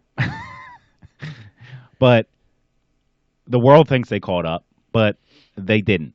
No. Kobe goes on this team, and he's like the dad. He's like, guys, let me show you how to do it. In 08, which is only 11 years in the league. Right. I'll control it. Let me show you how. I think he averaged like 15, 3, and 2 or something like that. Name a couple guys on that team. That was him and Melo and LeBron and Wade and all those fucking... Sean Marion. Boozer, I think, was on that team. Solid Boozer. Chris Bosh, maybe. But he was the elder statesman. The guy that won the games for them in the clutch. That performed when he needed to perform. That showed everyone that, no, we were messing with you. When we want to play, we are better than you. And we are way better than you. I think they beat Spain by like maybe 12, 15 Honestly, in the final. Only college kids should be allowed to play for Team USA basketball. Well, that's what I'm saying. So, there's your team. Michael Redd. We're lefty. Swacking. Is this the Boozer. whole team? Dwight Howard. Carmelo Anthony. Jason Kidd. Carlos Boozer. Chris Bosh. Kobe Bryant. Dwight Howard. LeBron James. J. Kidd. Darren Williams. Chris Paul. Tayshaun Prince. Michael Redd. Dwayne Wade. Michael Redd was so underrated. Tayshaun Prince had great D. Oh my God, they just bring up pictures of him. Darren Williams was hot when he played for Utah. Yeah, I don't know what the fuck happened to him. He fell off. I don't know if he started boozing or what, but like he fell off. For a couple years, he was good. Jason Kidd is just, I mean, he's obviously. But even go to that Spain team. Let stop bringing up the pictures. Jose Calderon, Rudy Fernandez. Stop bringing up the goddamn pictures. I can't read it. I forget what they look like. God damn it. Jose Calderon, Rudy Fernandez. The Gasol brothers. The Gasol brothers. That's not me. Keep bringing up goddamn pictures. It wasn't me. But, okay, so Ricky Rubio, a young Ricky Rubio. What was he, like 15 at that point? How old is Ricky Rubio now? He's only 29 now, so. Yeah, and this was 08, so that was I have no idea how 12 years ago. Ricky, he came in the league real young. What did it say at age 14? What did it say? He probably started playing at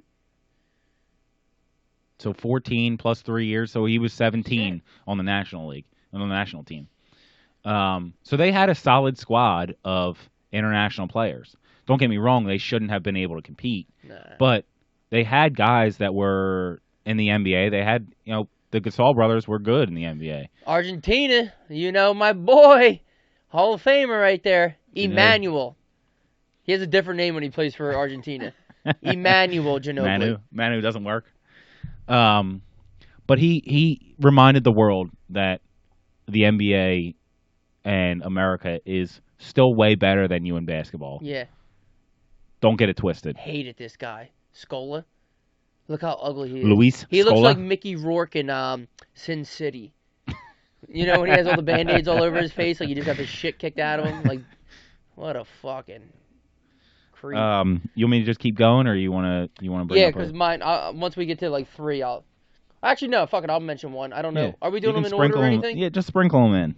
We're just talking one of about the most good. Mamba moments, ice cold veins, is when Matt Barnes does the inbound That's my plays. number 4. And he does the inbound thing, and he fakes it at Kobe's face, and Kobe doesn't even flinch. Even I know that one. I'll fucking suck the blood out of your neck right now and leave you here dead. So prior to that, Matt Barnes is one of those players that kind of tries to get under people's skins. Matt Barnes, he was a great good dude defender. on your team.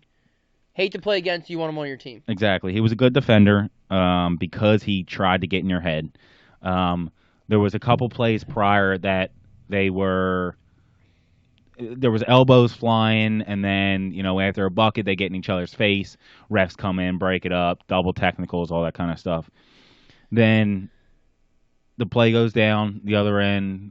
Somebody scored and comes back, and the ball gets moved. There's a missed shot or something like that, and tip out to Matt Barnes. Matt Barnes gets an open dunk on Kobe. Kobe was trying to help on the other side, and then turned one of those kind of dunks where it was like, I didn't even know where you were at, and you were dunking it. And then, again, Matt Barnes in his face. There's another technical, but they called it on Howard because they would have had to throw out Matt Barnes. They finish that possession. They come back down. Still tussling on the other end. The ball goes out of bounds. Matt Barnes' job to pass it in. Yeah. He gives the shoulder hit into Kobe. Kobe takes it, and now Kobe's pissed off, and he's doing that sidestep back and forth. Like somebody hold me back because swing on you. I'll rip your fucking throat out. And he's standing basically on the line where Matt Barnes is, and Matt Barnes fakes the ball in his face. And Kobe still is in his sidestep like nothing happened. And they show, you can see different angles. It's not directly in his face, even though that picture right there looks like it. The one from over the top, it's slightly to the side. It doesn't mean that it's not ice cold. And it doesn't mean that 99 out of 100 people. That's still real close That's to his so face. close to That's his what I'm saying. face, though. I'm still saying, doesn't mean that 99 out of 100 people wouldn't still flinch. I'm just saying, I'm trying to provide all the information that I can provide, but he fakes it in his face, and it's got to be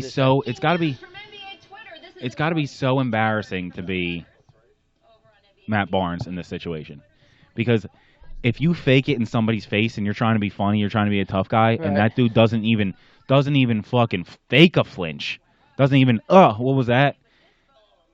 It's got to be super fucking embarrassing. See, it's slightly to the side, but it's still you would still flinch. You would 100% still flinch. I just want to provide all the information, but it wasn't ruined because he still did it fast in his face, and Kobe doesn't even fucking move. No, he's an animal. He wanted him to hit him, so he had a reason to. Right, for sure. I'm gonna swing on him. Another one is again, I was watching the documentary, the interview, the Shaq Kobe interview, and they talk about how determined they were to get the first championship. Yeah. Because Shaq was getting a lot of shit as he was getting older. What was it, 99 their first championship? 2000. Not that the 2000 season. So 99 to 2000. Yeah. Not that he was like super old or anything like that, but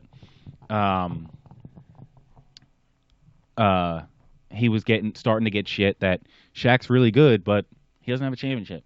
Did he win one? Is he going to win one? How good is he if he didn't win one? So he's starting to get antsy. Kobe obviously still wants to win a championship. You're not going to not want to win a championship. So they're nervous that this isn't going to happen. They're going up against the Trailblazers in the Western Conference Finals. Good team. Good team. Wallace, Sabonis, what was his name? Arvydas Sabonis. Pippen, Damon Stoudemire.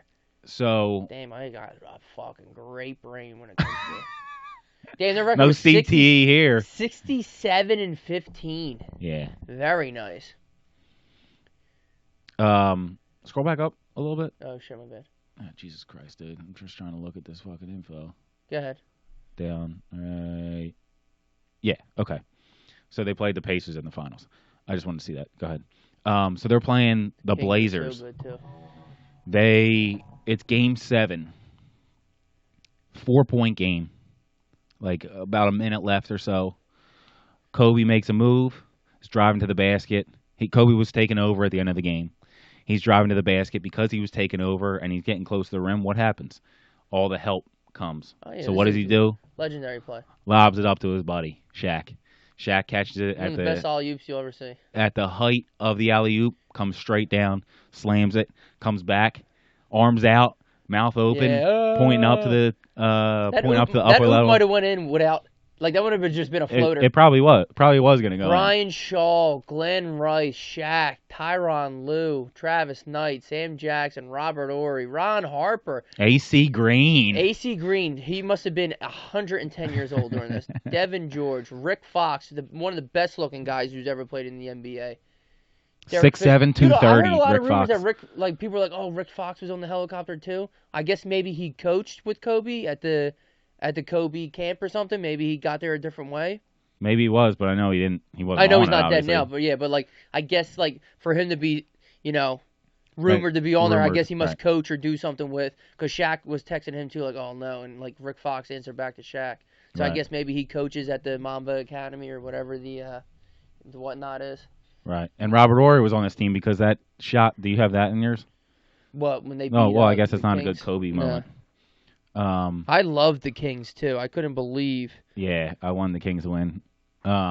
When Kobe drives by Doug Christie, misses the shot, then Shaq misses the layup, and again, they talk about a lot. Body diva who just fucking hits it out like the fucking.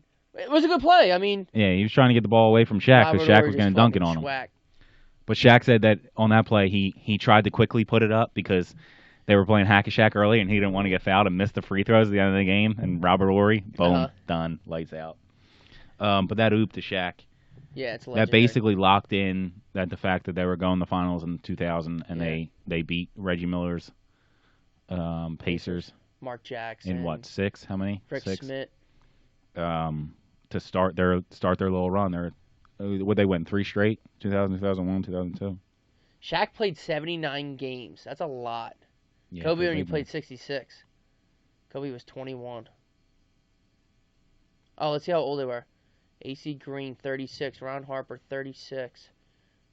Oh, Derek Fisher was a little older than I thought. Stud Rick Fox. What a stud. Do you know what Rick Fox looks like, Cait? Yeah. Handsome fucking man. Jesus Christ. You want me to keep going? Yeah, I know what my number 1 is. Okay. So if you want to just pepper another one in there. So February 2003. So they're in their 3rd year of their. They had just won 3 straight. They're going for a 4th. Kobe's in his prime, carrying the team through the regular season like he started to do in the later years of the Kobe Shaq dynasty. We get to February. February is the shortest month of the year. I'll give you that. But NBA plays what? Every other day, every 3rd day-ish. So they probably had, I don't know, 10, 12 games in February or so. Kobe averaged 40 for the entire month. Didn't matter who he was playing. Didn't matter where they were playing. Didn't matter when. That was in 2003? 03, February. All right, let me see what their record was. Because the year they played the Sixers, 01, they were 56 and 26. So they lost another 10 games in a year. Here's this. 102. 50. What was that? 58 and 24. Oh shit! Of course I hit it twice. 50 and 32. Which isn't a great record. No. I mean, that's what the Sixers were last year. So they lost the Western Conference semifinals. All that shit that to the Spurs. That Garnett talks, how he was like, "Oh, we made LeBron James go to Miami." Pussy, you couldn't get out of the fucking playoffs with that bum-ass Minnesota squad, so you joined the Celtics. What the fuck you talking about? Yeah, Kevin Garnett's a fucking buster. Everybody knows I it. like him, but he just talks too much shit because my brother loves him. He's like, "Oh, Kevin Garnett did this and that." I'm just like, dude, he's talking all this shit. He did the same fucking thing. Right. Which is fine, but just don't talk shit. To average 40 points for an entire fucking month. First off, 40 points is a lot of points. Yeah. In one game. And this is before James Harden, where you were allowed to hog it. Not one game, not 2 games. Like I said, 10, 12 games. He averaged fucking 40 points. Ridiculous. Now, Mark Madsen was on that team. Jesus Christ.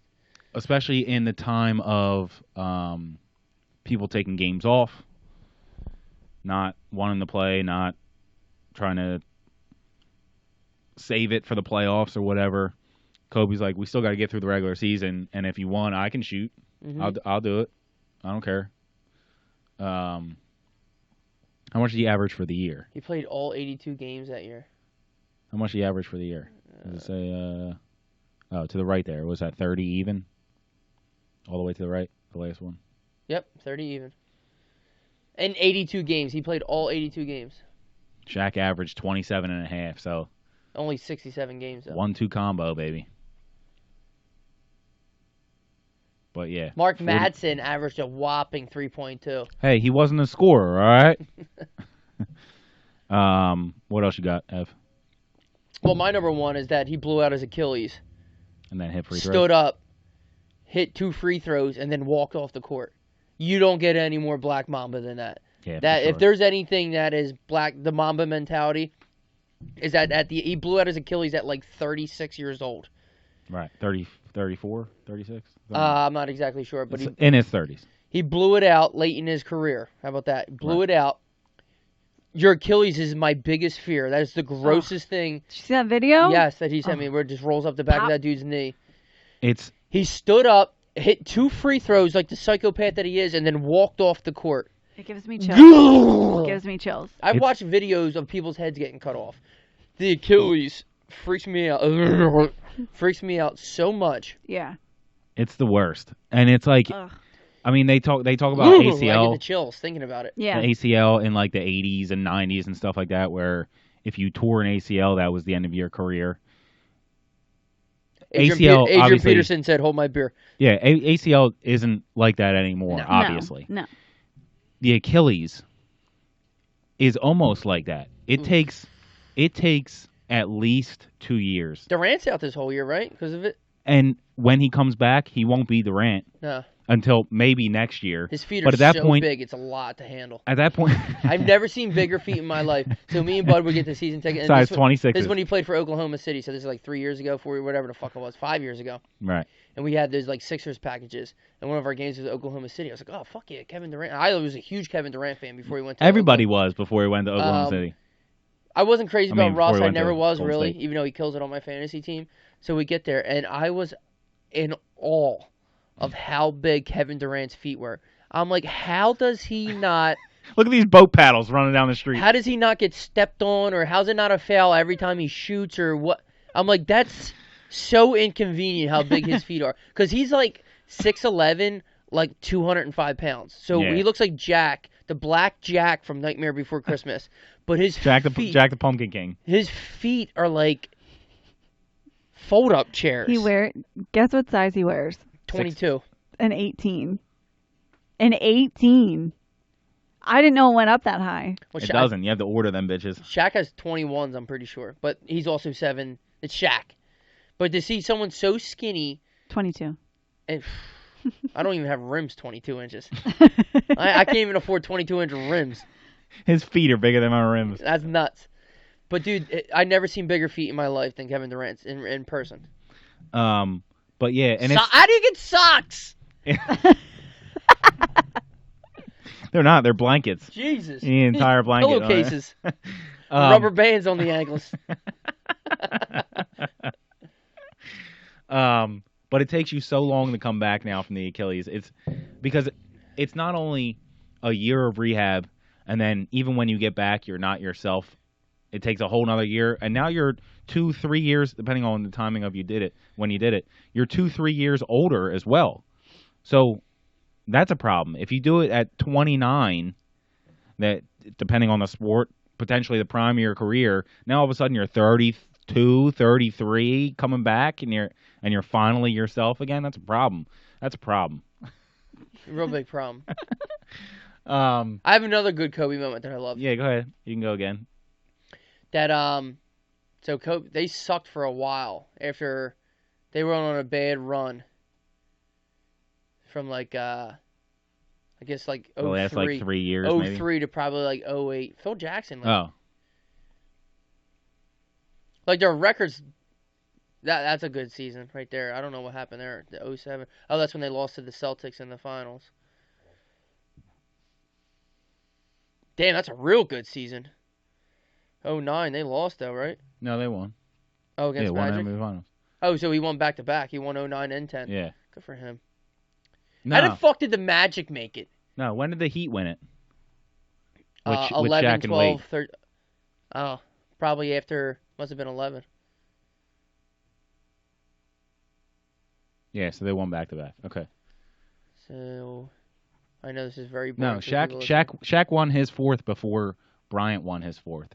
So it must have been, if they started in 08, 09, it must have been 07, 08. Okay.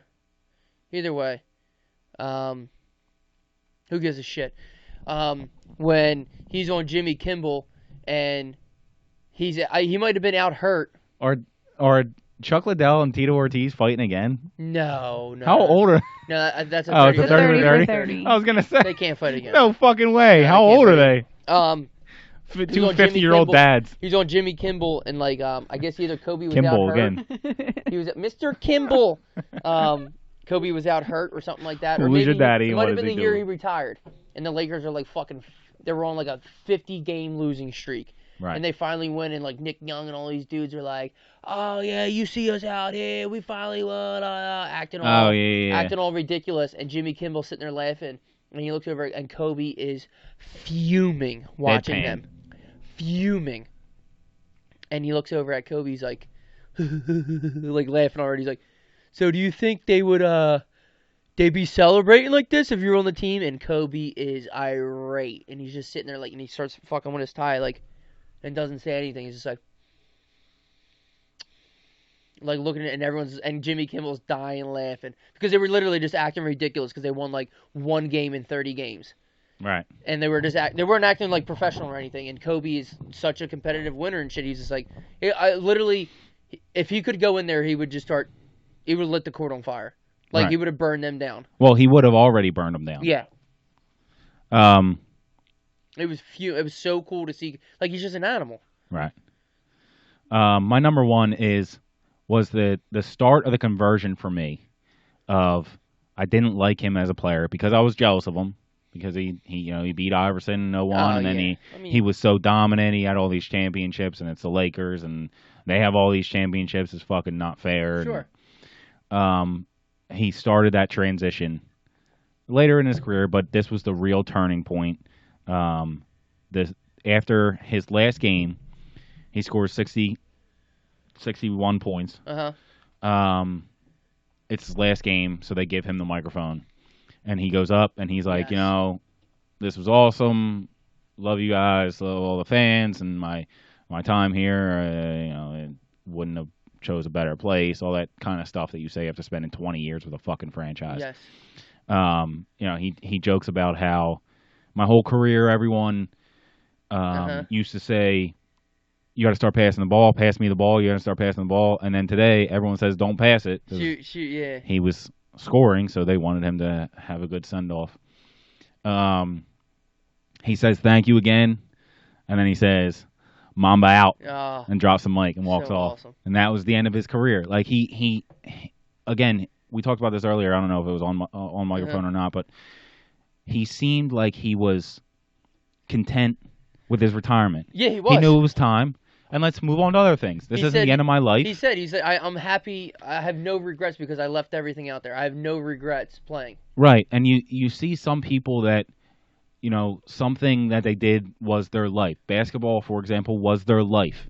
So to have to leave basketball because I can't do it anymore, what am I gonna fucking do? Like I got nothing else to do. I used to train 12 hours a day, and now I just don't do it anymore. Like right. they don't have a sense of what to do next to take the next steps. And Kobe just seemed like he finished. He knew it was his time. He didn't leave way too late where everyone was like, dude, you have to stop playing. You can't keep up with these kids. Yeah. And he was happy, and he was like, all right, next stage of my life. Let's go. Here we go. Let's do this. Let's do that. Let's do this. And it was kind of amazing to see that full transition from absolutely the extreme competitor that he was in the game of basketball. I'm saying, dude, as me being a dad now, seeing the way he acted with like his daughter and kids, and everyone like he's putting up with the hashtag like girl dad now and all that stuff. Like, all right, I get it, they're all doing the thing, but like, let's not just push the boys to a side and shit. Like, I love having a girl too, but like, let's not do. I know everybody's in the moment, I get it, but like watching him just whether it's a girl or not, just the way he was like being a parent, I was like, oh, Kobe's the fucking man. Yeah. That's it. Cait, do you have anything? Certainly do not. Epstein didn't kill him. All I know is Epstein didn't kill himself.